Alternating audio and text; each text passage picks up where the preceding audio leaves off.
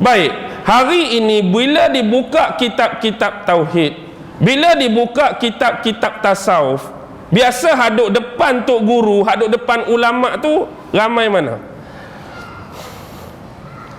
Kalau buka kitab tauhid, biasa ramai mana? Saya tanya ni, ikhlas dan jujur. Tok guru datang buka kitab tauhid, buka kitab tasawuf, biasa ramai mana ada? Adalah depan dia 2-3 orang. Why? Pasal apa? Kita rasa dah cukup kenal Tuhan tanpa perlu mempelajari untuk mengenali dia. Baik, sekarang dengar betul-betul. Bila disebut mengilmui Allah, dan jalan yang kita guna ialah jalan menerusi ilmu tauhid, dan di sini terjadi perdebatan yang cukup panjang. Walaupun malam ni secara cipisan dan serpihan saya nak sebut, kadang-kadang terjadi khilaf dan perbalahan.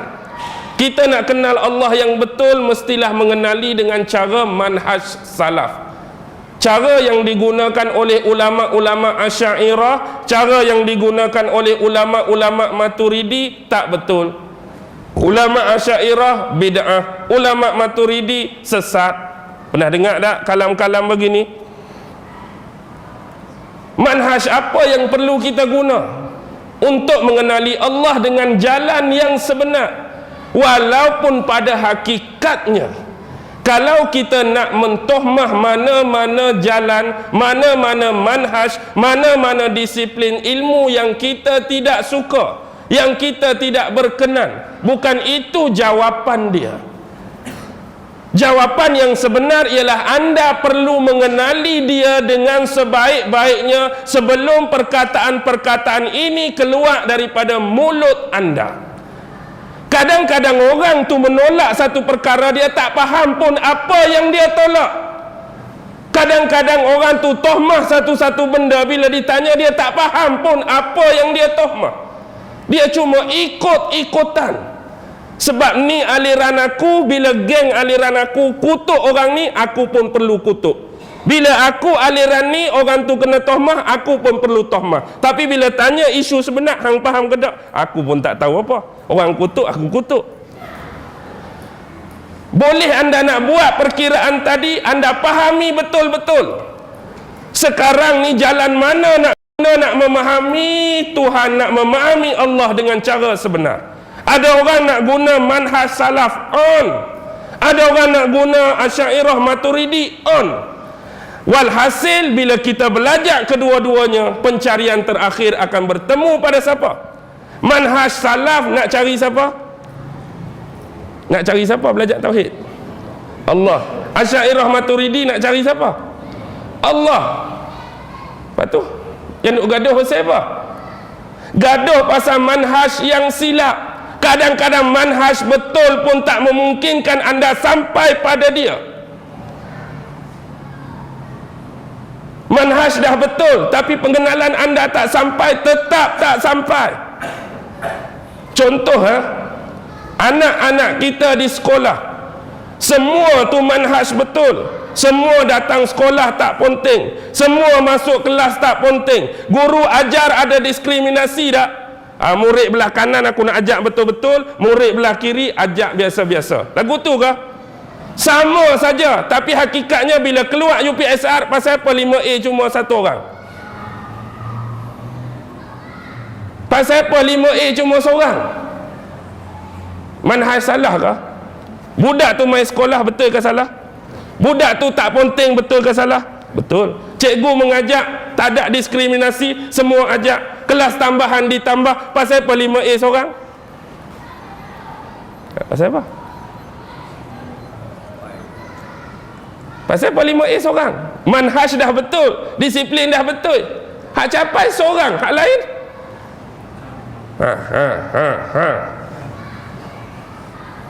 tak semestinya disiplin ilmu itu betul anda boleh capai dia. Dan jangan anda meremehkan jalan yang lain kalau anda tak memahami jalan ini. Kadang-kadang jalan ini penting untuk apa? Bila anda berdepan dengan agama-agama di luar Islam, anda sememangnya perlu jalan ini. Anda tak biasa lagi berdepan dengan otentik teologi Hindu. Anda tak biasa lagi berdepan dengan otentik teologi Buddha. Adakah anda nak guna jalan ini untuk bagi pemahaman pada mereka? No. Mantik diawalkan pada konsep ini. Anda tak belajar mantik, anda tak belajar taksimat, anda boleh rebah. Ingat. Faham ke tak ni? Bukan marah, muka marah. Okey, baik. Jalan apapun untuk sampai pada dia, tak perlu bergaduh. Dan jangan remehkan orang lain hanya kerana nak mengatakan cara kita yang paling betul, tapi cara kita betul pun kita tak sampai sana. Baik. Bila kita lihat nak mengilmui Allah Subhanahu wa ta'ala, dalam konteks ini Allah Subhanahu wa ta'ala berfirman dalam surah At-Talaq ayat 12. Boleh rujuk.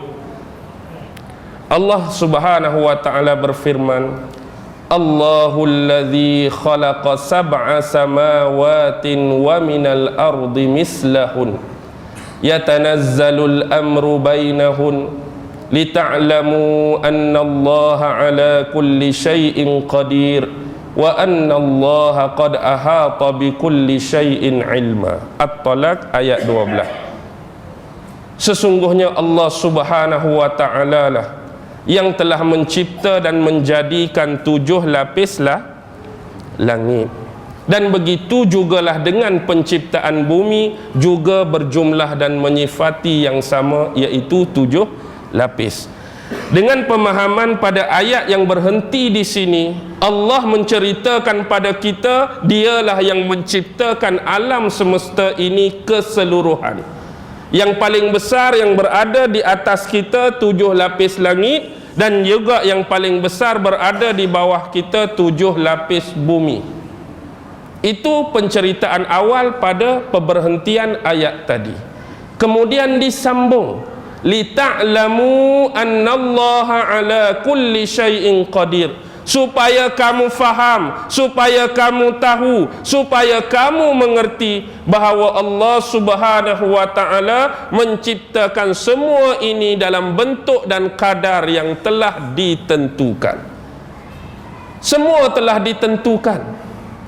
Begitu juga Allah menyambung wa annallaha qad ahata bi kulli syai'in ilma, dan sesungguhnya ilmu Allah itu meliputi terhadap segala sesuatu. Allah telah menetapkan perkara itu di dalam takdirnya, dan ilmunya meliputi terhadap segala sesuatu.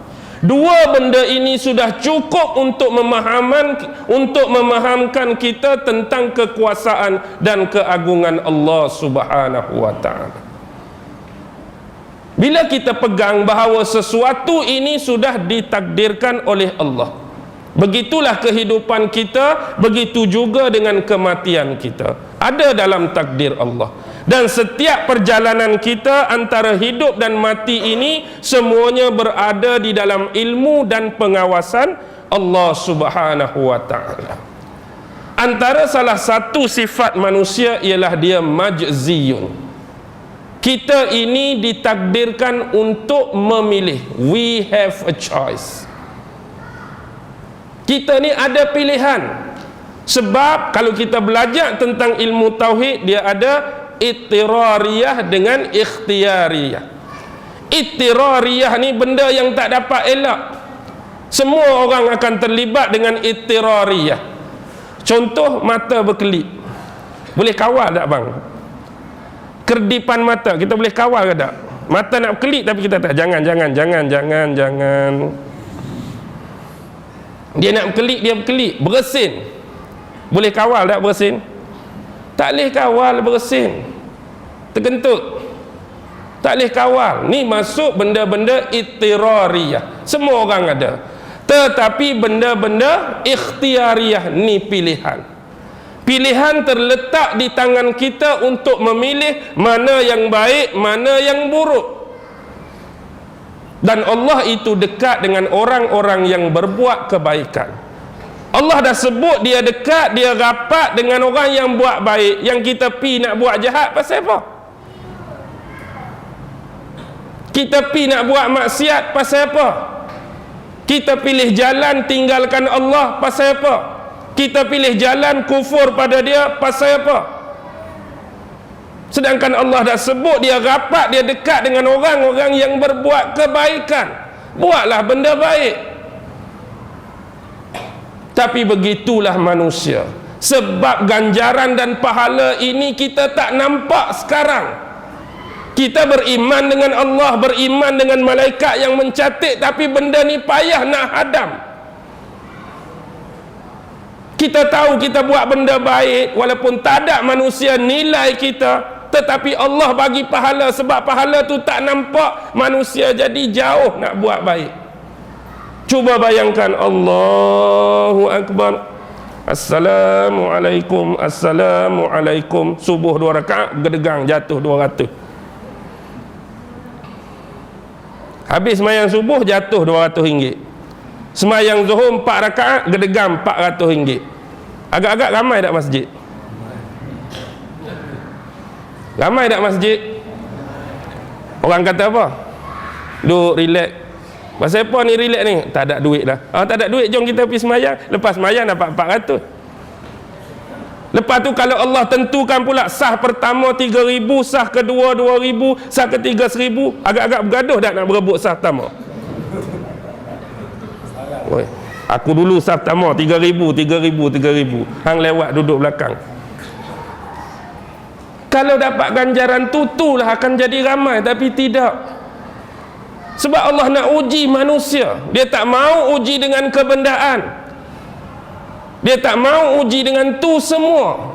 Tapi dia nak suruh uji dengan keimanan. Ni kata orang yang betul-betul bertakwa, keimanan dia tinggi. Bukan nilai dia pada pujian dan value di sisi manusia, tapi dia nak ganjaran tu datang daripada Allah. Hati dia nampak. Puasa letih, puasa penat. Tapi pasal apa kita duk puasa juga? Pasal apa puasa juga bang? Kalau kira dahaga bang, lapak bang, pasal apa? Ingat ganjaran daripada Allah itu lebih tinggi nilai dia, lebih tinggi value dia daripada hak kita duk hadap ni. Lapak apalah sangat 8 jam, dahaga apalah sangat 8 jam, masuk neraka 8 jam lagu mana agak-agak? Tak pernah masuk, ustaz tak boleh nak jawab lah. Dah anggaran. Berani atau tidak walaupun cuma 8 jam. Takut 30 saat pun kita tak mampu nak tahan.